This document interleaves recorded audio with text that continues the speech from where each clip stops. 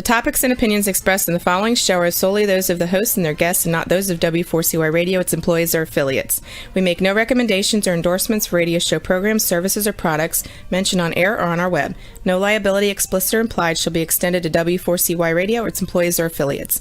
Any questions or comments should be directed to those show hosts. Thank you for choosing W4CY Radio.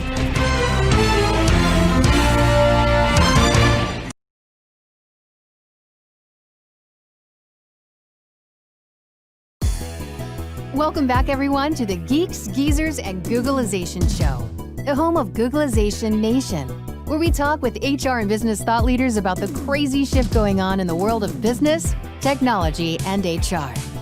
Here's your host, Ira Wolf. Hey, welcome back, Googlization Nation, to the Geeks, Geezers, and Googlization Show. We continue to hope you, your teams, your families are safe, staying healthy. Unfortunately, not good news on a day-to-day basis, but hopefully we're going to bring some bright spots, what you can do to prepare for 2020 and get ready to grow and thrive despite the uncertainty that we're living in. We're just a few days away from the election, too, finally. Man, this has been an eternity. Mike? Yeah, I was just thinking, thank goodness, enough is enough. Let's just button this up and focus on something else. It's just all consuming. It's everywhere. It's everything, everywhere, every day. Yeah, I can't. Hang on a minute. I just got to switch something. Hopefully, it's going to come through here now. Yeah, it's strange. When I talk, it comes through when you talk, it comes through the speaker. When I was talking, it was coming through my headset. So. Very, very odd. So technology. So yeah, next week this time for next week's show, I don't know if we're going to have a new president or we're going to be in the Supreme Court or what's going to happen. It's going to be interesting. One of those, yeah, it's going to be a fascinating week, which sort of leads me to one of the things we want to talk about today. Our guest is going to be Jen Ferguson. She has a company, Sales 911,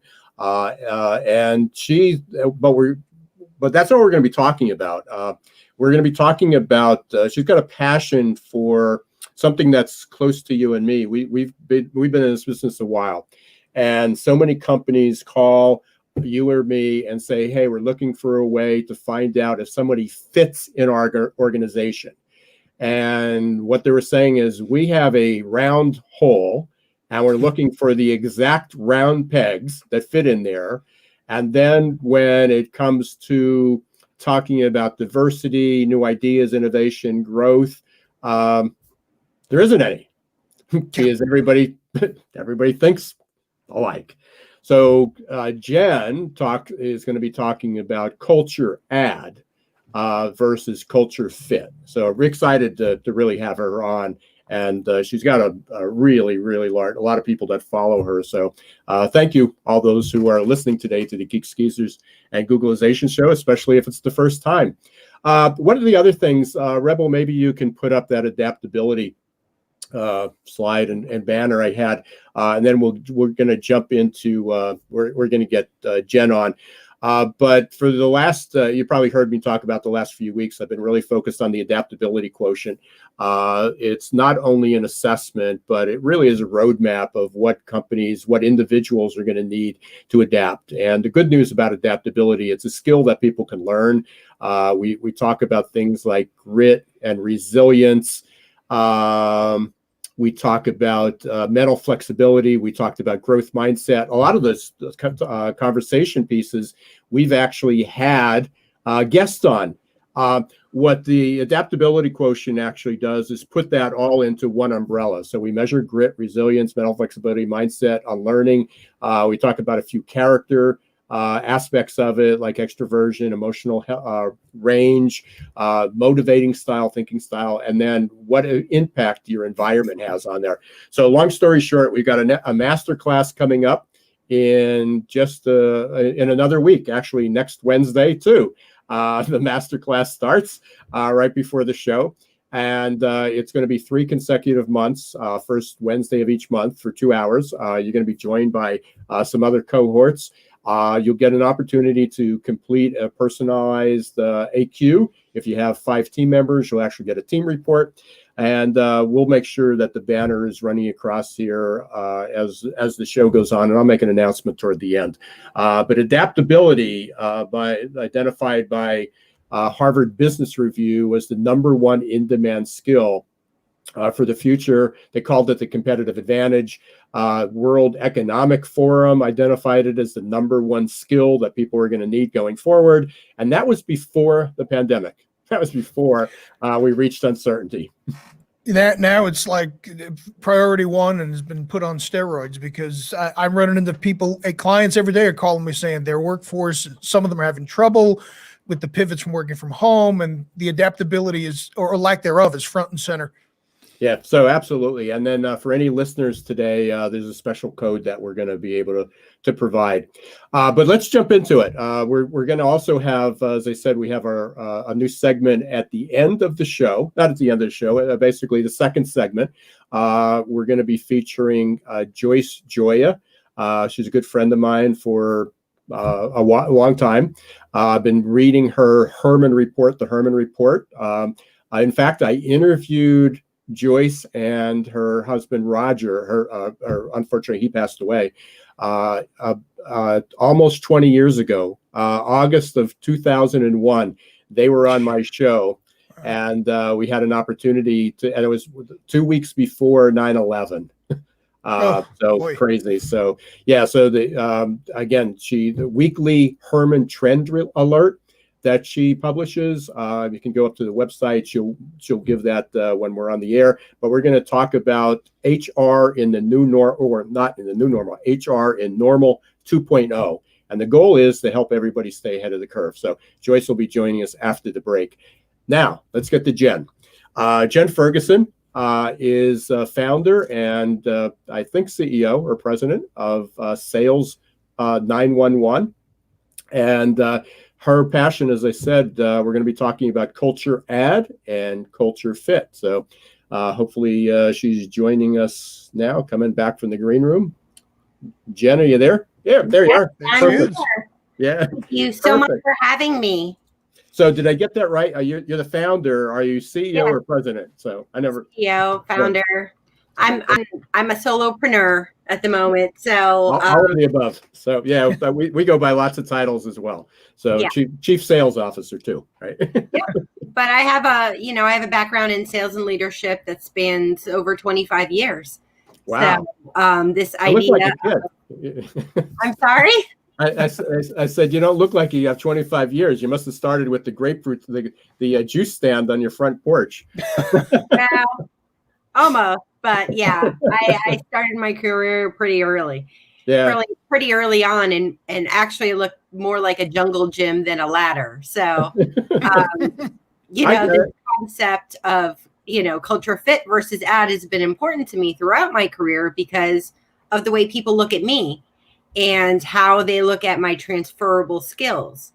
So this is a topic I talk about frequently as a VIP expert over at Fairy Godboss, as just someone in the sales community trying to bring to light the idea that if you're looking for the culture fit, that from that Forbes tribal meaning of someone who looks like you, someone who thinks like you, someone who, works like you do and is very much the same. Right. And when you look at culture add, it's really what a person brings to the table as opposed to what they lack. So things that are different about them or unique. Moms looking to get back into the workforce that may have left the workforce and have those transferable skills that are just trying to get back in. And so as you are talking about adaptability, I thought, what an amazing segue, because that's one of the things that, people who are a little different are known for, having to adapt, being, having that adversity of trying to get roles and trying to fit in within organizations where there isn't inclusive cultures, and then looking for places where they're going to be celebrated and be able to thrive. So that was a really interesting segue there. Well, we're going to be talking a lot about that, and everybody. It doesn't matter, we talked before about being a job seeker, as well as, whether you're a candidate, whether you're a solopreneur, whether you're leading a company. I started early this morning with a conference. I was the keynote virtually, of course, and one of the people was from Nationwide. She was, I can't remember her title, but she was the VP of Digital Transformation. And right at the end, I mentioned adaptability, and she jumped all over that as far as, where they're going, of how important adaptability was, in that. Yeah, no, 100%. That ability to be agile and also to take in other perspectives, that diversity of thought, and being able to look at it from either your customer's point of view, from a different audience's perspective, right?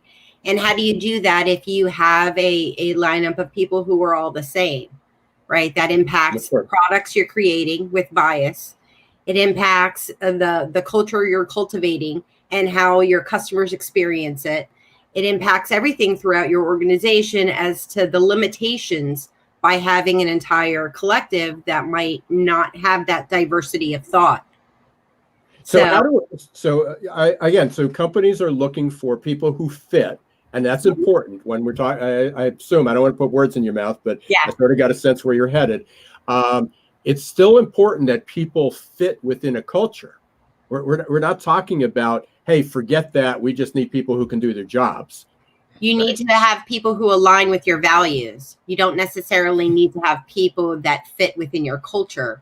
They align with your values. And then bringing on people who are different, who bring unique perspectives and bringing something unique to the table has value by giving you that diversity of thought. So talk a little bit about the difference, because a lot of companies say, here's our values, and this is the people we need to find. So they technically are still hiring for values. There's a whole program out there about hiring for values.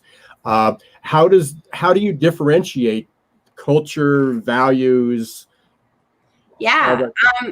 As soon as you start adding the word culture fit into it, you start really putting in that unconscious bias, because you're looking at where people are going to fit in within the team as opposed to where they align from a values perspective. Right. And so they're using this idea of culture fit by weaponizing it against people who are different, whether it's age, sex, race, whatever the difference is. If you're not like me, you're not going to fit within our space. And so by making sure that a person has the right values, or the values that align with you, but bring something unique to the table, you're looking for people who are different. And that difference will then be able to allow you to have more diversity of thought. And it's that diversity of thought that's going to make you a more productive, collaborative environment that's taking in many perspectives as opposed to just one perspective across an organization. So when Mike and I when we talk about values, it goes all over the place. So, you certainly have faith-based organizations, you have leadership, or you have political organizations, you have organizations that have a certain cause or a passion, whether it's Planned Parenthood. And Mike and I have used an assessment for a while. It's kind of a business motivators. And what it does is it looks at personal interests. It used to be called personal interests, attitudes, and values. So, but it took it much further than that. And it looked at, are you as an individual motivated by money, power, learning, community? One of them was called doctrine. And that doctrine is a strong belief in something. And it was very interesting early on. One of my very first clients was a Christian radio station, and I'm not Christian, but I supported what they did. I supported their values, and they wanted to hire people who fit their culture, who felt passionate about it. The problem is the people who felt most passionate about it were also narrow-minded. They were so focused. It was like anybody who didn't believe what they believed in wasn't good enough to belong. Yeah. So let me give you an example, right? So I was acknowledged as a Women in Sales by Sales Hacker just this month, and I received a t-shirt which I was very grateful for, very happy. And the logo on the back of the shirt said up and to the right. And up to the right, to me, reminds me of the 90s of people who are looking up and to the right are not necessarily telling the truth. I think that's been debunked since.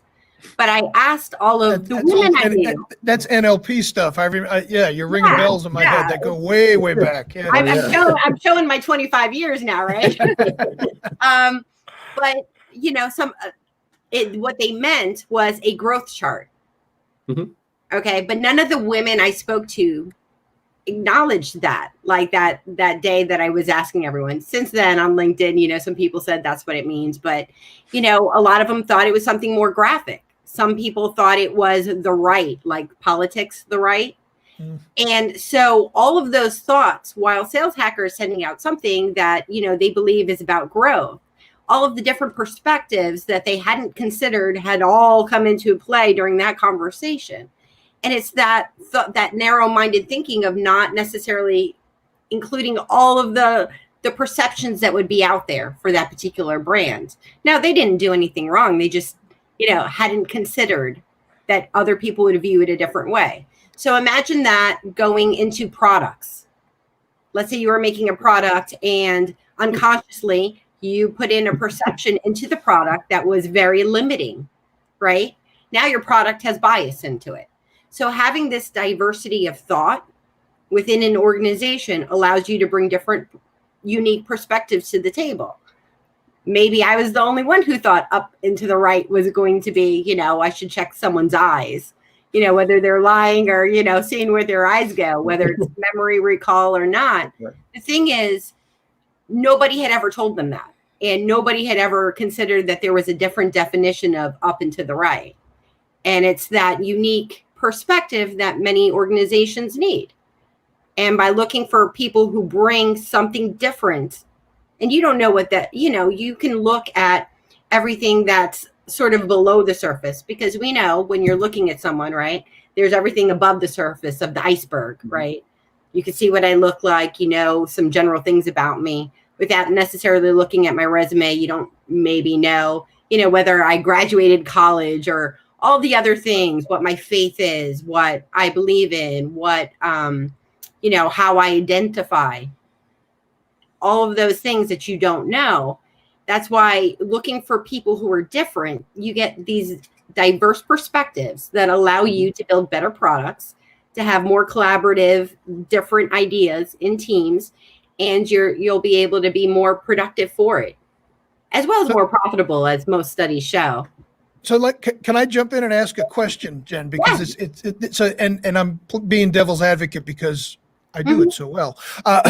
So you want to get diversity in the workforce and various viewpoints on things. How much is too much?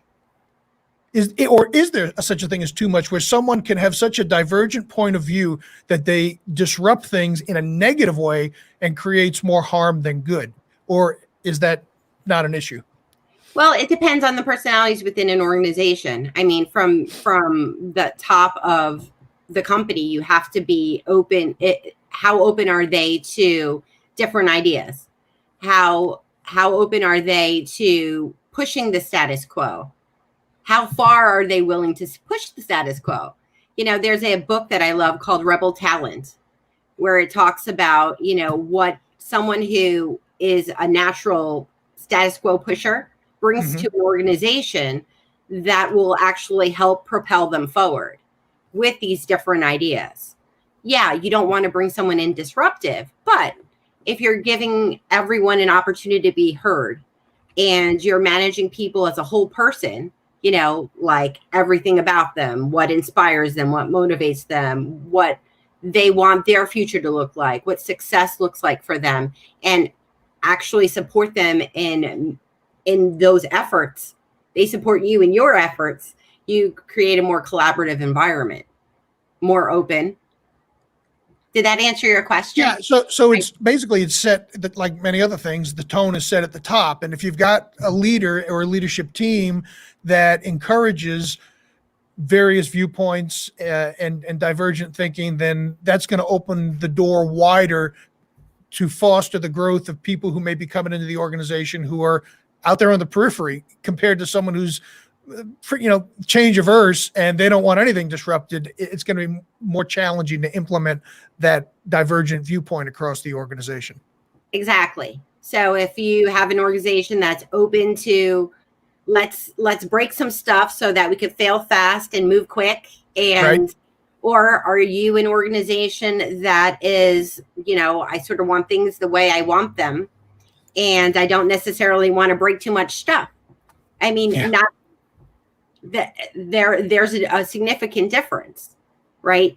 And that adaptability, right? So taking it back to your adaptability study and really preparing for the end of 2020, 2021, and going into where you're going to be able to push the status quo to have growth. Is it going to be the people who are everyone is the same, or is it going to be the diverse people who are going to bring that diversity of thought? Is it going to be the culture fit or the culture add that's going to help you push the status quo? Well, the culture add is going to be the accelerant, I would imagine, because that's going to take you beyond where you've been operating up till this point. Yeah. So it aligns perfectly with what you guys are talking about now with that adaptability. Right. It's those people who have always been pushing to sort of get in the door, get into, break the glass ceiling, to move into organizations, into leadership roles that have been barred from it because either they're not being considered because they're not the right fit, or because, when you're looking at different people, sometimes for men, studies have proven you'll look at them as what's possible, as opposed to sometimes women where you look at them based on entirely on experience. So if you're going to look to push the boundaries, what do you think you need? A culture fit or a culture add? Right. So, Jen, you mentioned a little bit ago, if your boardroom, from leadership at the top, if your boardroom has 10 or 15 people around the room, all looking like me, some with maybe more hair, but basically all white men over 60 years old, that's a problem.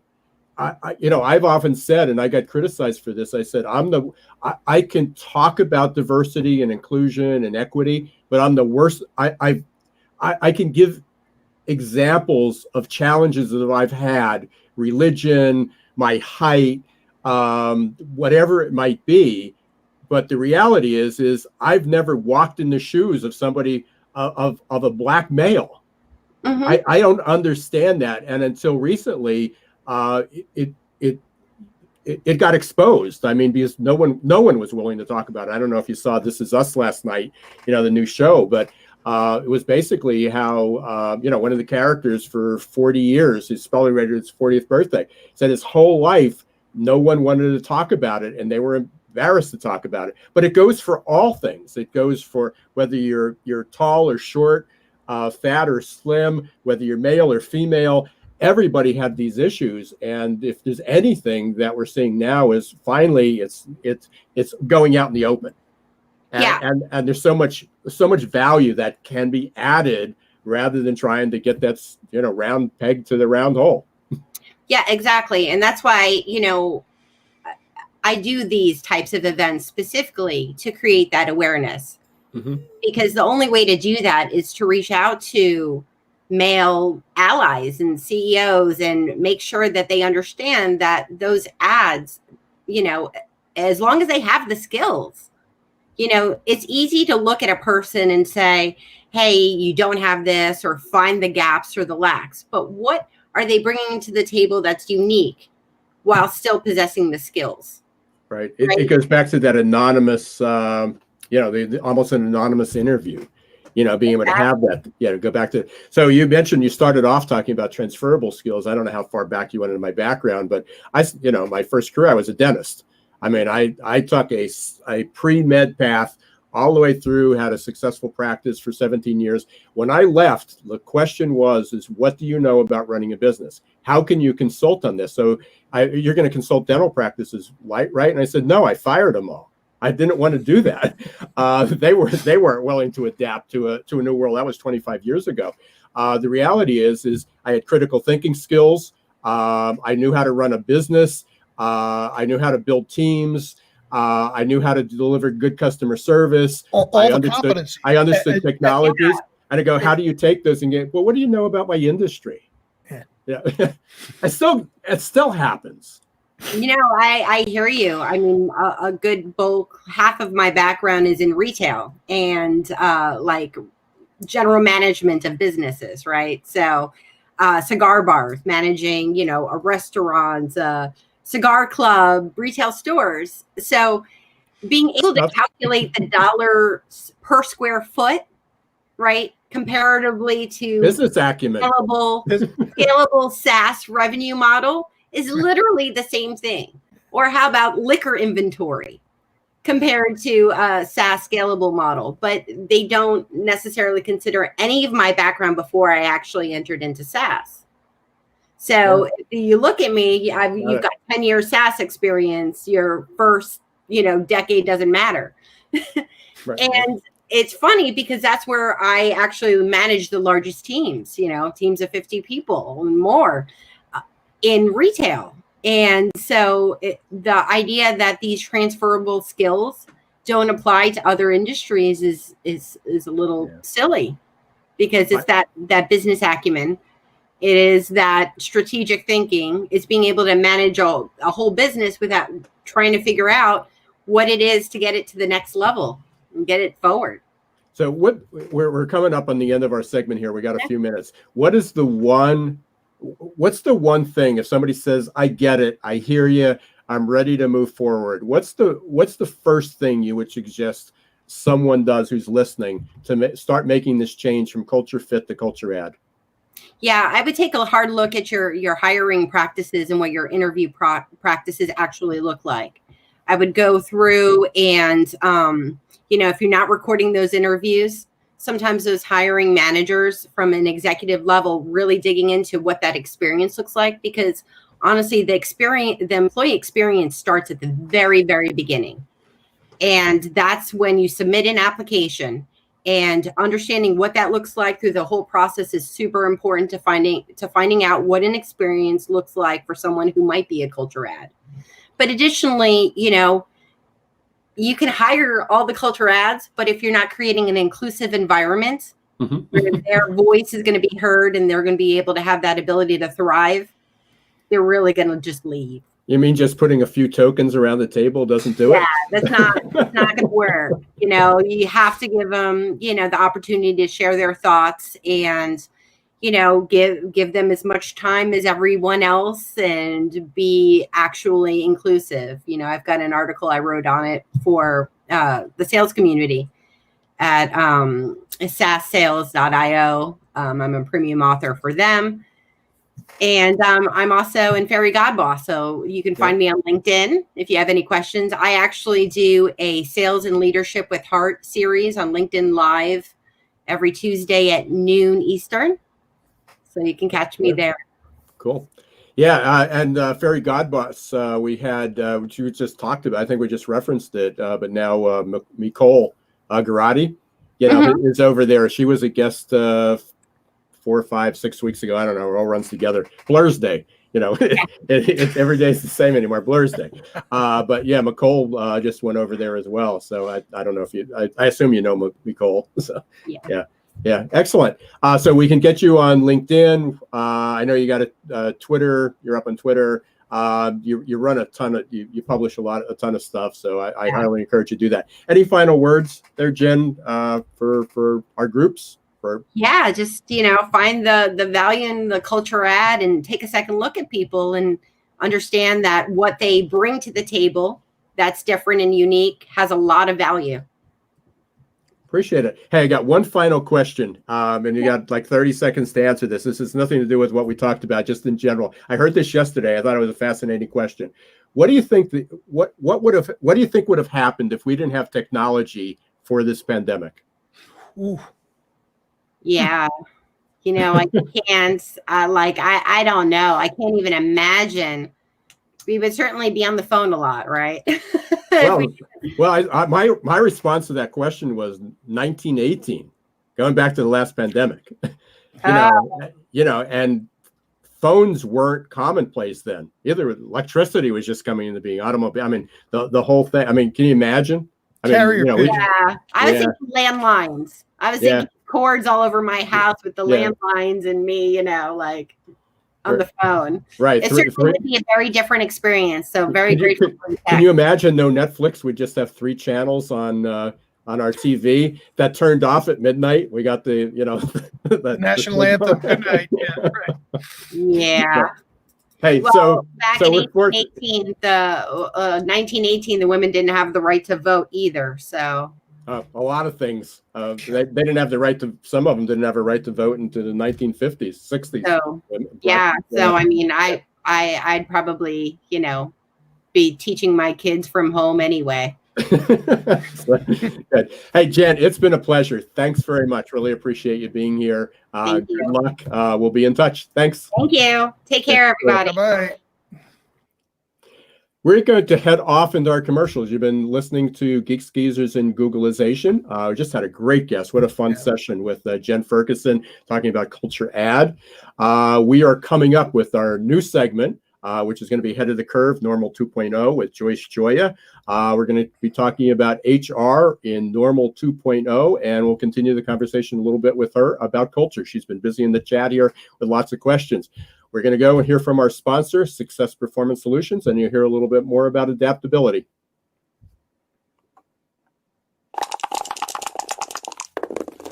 Hiring top talent shouldn't be left up to the roll of the dice. And yet, that's exactly what many organizations do. They roll the dice, cross their fingers, and pray for a better outcome. Hiring the right employees the first time is much too important and way too costly to leave to a game of chance. Your employees and your customers deserve better. For 25 years, Success Performance Solution has been helping small and medium-sized businesses hire smarter. They offer pre-employment and leadership assessments from typing and data entry to C-suite competence. Whether it's production, sales, healthcare, call centers, or management, Success Performance Solutions can help. Visit their website at www.successperformancesolutions.com to schedule a free demo or call 800-803-4303. A lot of you might be feeling like you're standing in deep shift. But do you know what grows and rises out of deep shift? Opportunity. To successfully navigate the shift to the new normal, each of us must learn to rapidly adapt to the speed of change. Some of us are hardwired for this. Others, not so much. That's where Success Performance Solutions can help. Success Performance Solutions is now your AQ headquarters. Whether you are personally struggling with the next chapter in your career or wondering how ready your team is for fast, disruptive change, our AQ assessment and coaching will provide you a detailed, scientifically backed roadmap to guide you into the new normal. Optimize your adaptability today. Contact Success Performance Solutions about evaluating your team's change readiness or joining our upcoming AQ Masterclass. Visit successperformancesolutions.com or call us at 800-803-4303.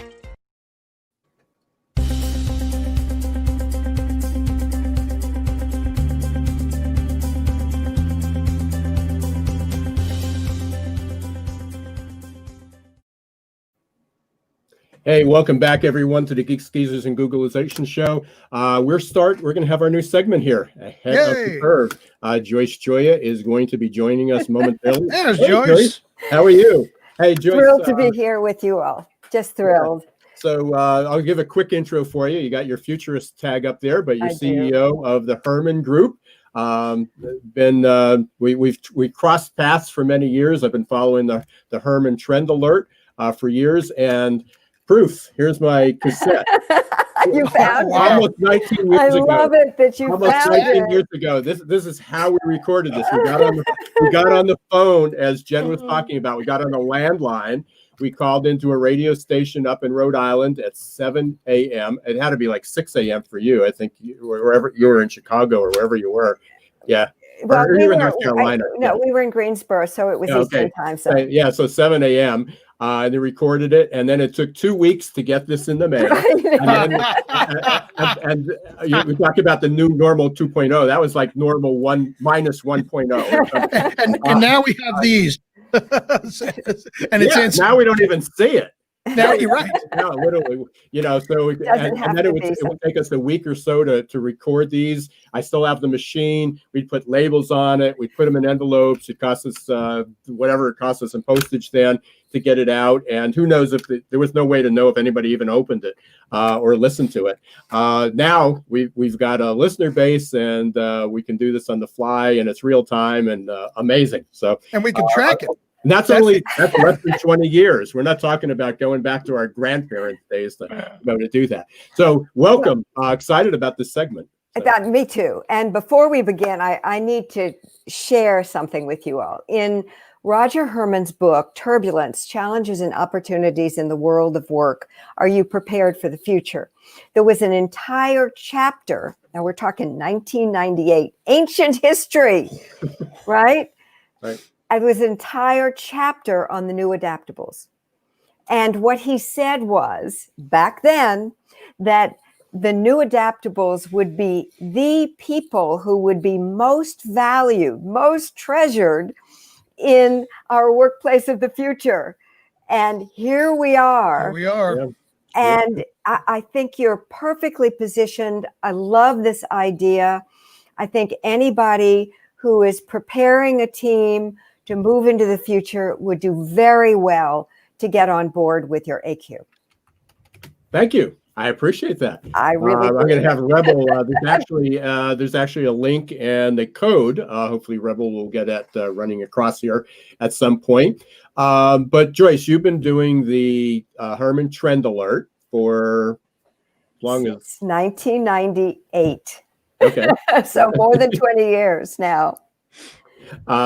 So yeah, it's a long time. I had done a newsletter. Mike knows it. Mike, we used to rebrand it for Mike. For 13 years, I sent that newsletter out every Wednesday, like religion. Yeah. So we did that for a very, very long time. But you've been doing this every week, goes out diligently. Lately, you've been talking about Normal 2.0, and you've been doing a series, not only about HR, but travel, transportation, leadership. Next week, I'm going to do hospitality hacks in Normal 2.0. I've uncovered some really interesting out-of-the-box ideas that hoteliers around the world are using to make sure that they don't have to go under to fill those hotel rooms. So yeah, I've been looking at a number of different areas, and I have such a low threshold of boredom. Oh, tell me about it. I like to play in a lot of sandboxes, and yeah, you two are one of the few people I can email after 8:30 at night, and I say after 11. I'd get a response. Most people are, it's like, in fact, we talk about doing things and they go, oh, they're in bed by 8:30. I go, we don't even eat dinner till 10 o'clock at night. So. Right. Well, this week it's coming out today. I'm talking about empathy in the critical nature of empathy and in Normal 2.0. So we've got lots to talk about today and moving into the future. Okay, so we just have we actually have a few minutes. We got like 7-8 minutes here. Let's talk about we can talk about the HR. And the new and Normal 2.0, but can't wait to get into empathy because that comes up in every conversation we have these days, and people are making it a buzzword, which is a problem because then it just people says, oh yeah, I can walk in your other people's shoes. We did a 15-minute exercise, and now I see what we need to do. Yeah, they're great. Let's talk about the HR issues. So what's HR look like in Normal 2.0? Well, it's different, needless to say. I mean, when you're recruiting and you're not sitting across the desk from someone like you were before, certainly that's very different. And interestingly, companies are now telling me that they can hire people from anywhere, basically in the world, as long as those people are willing to work on the schedule of the headquarters, where the headquarters is located. So that's a big change. We're also seeing. Joyce, let me just give you Yeah. one real quick example Sure, of that. On please. my call this morning, the person who followed me was VP of Digital Transformation. I think that's her title at Nationwide Insurance. And that's what she was talking about and how things have changed. And what she said, they're based in Columbus, Ohio, which is Yep. not the center of the universe for IT. That is, they're basically, you got the Buckeyes, you got Ohio State University, great school, but that is not Silicon Valley by any means. And to attract data scientists to an organization like that. Now, they basically, what the pandemic forced them to do is they closed a lot of their corporate offices, but now they realize they can hire people anywhere. Yes, they can. Yeah. And it's so exciting to see that companies are now in a totally different place because they can. And when you're recruiting, there's also a very important, I don't know whether you'd call it a skill or an ability, but the ability to work on one's own, the ability to, to be focused and get the work done in spite of the fact that the dog is barking and the kids are running around and you're feeling the need to clean things up. Adaptability, right? Well, but focus, right? And one of the things that I forecast is that we will have coaches who will help people to do that focusing and to apply themselves in the way that they need to do so. And we may have assessments, in fact, which tell us the likelihood of someone needing one of those coaches. And people may, in fact, be hiring, recruiters may be looking, corporate recruiters may be looking for people who have the ability to work on their own better than others. I mean, it's a different playing field now.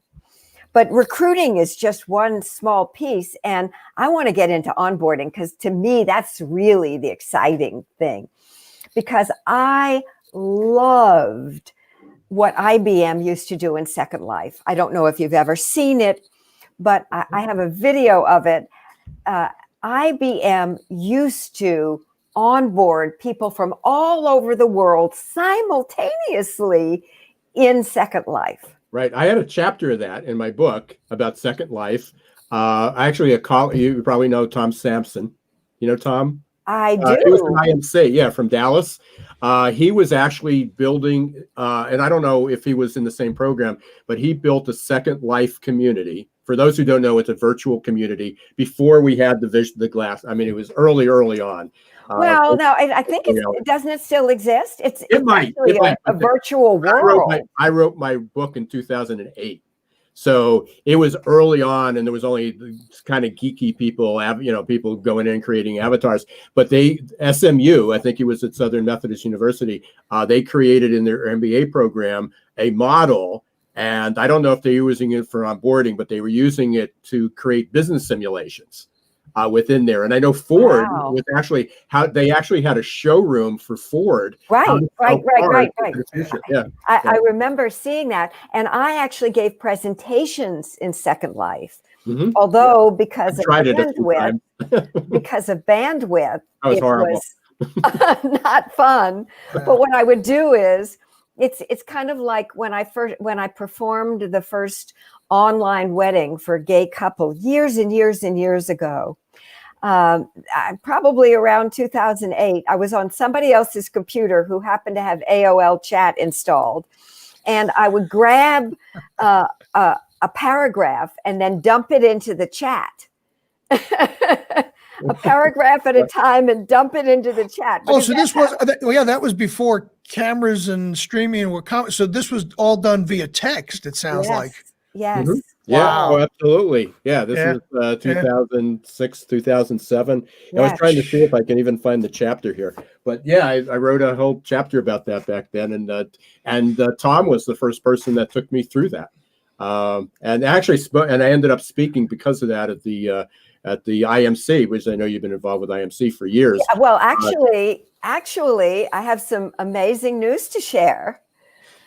The IMC has just awarded me named me as a fellow of the Institute of Management Consultants. Well, I was blown away by it. It's really well, congratulations. That's quite an honor. I mean, there's a lot of very, very well respected people within that group. So quite an accomplishment, Joyce. You're going to have 2 profiles on LinkedIn soon. Well, it's when people want to introduce me on a radio show, I have to try to decide, do I talk about the fact that I've been on television 70 times, national and local television, including foreign countries, or do I talk about the fact that I've got articles in Time and Forbes and elsewhere, I mean, it's an abundance of riches. Well, and it's just great that we finally, after 19 years, we figured out, or 20 years, we figured out how to make this connection and get you on, work together, literally work together on this. So let's get back to some other things. We just have a minute or two. So.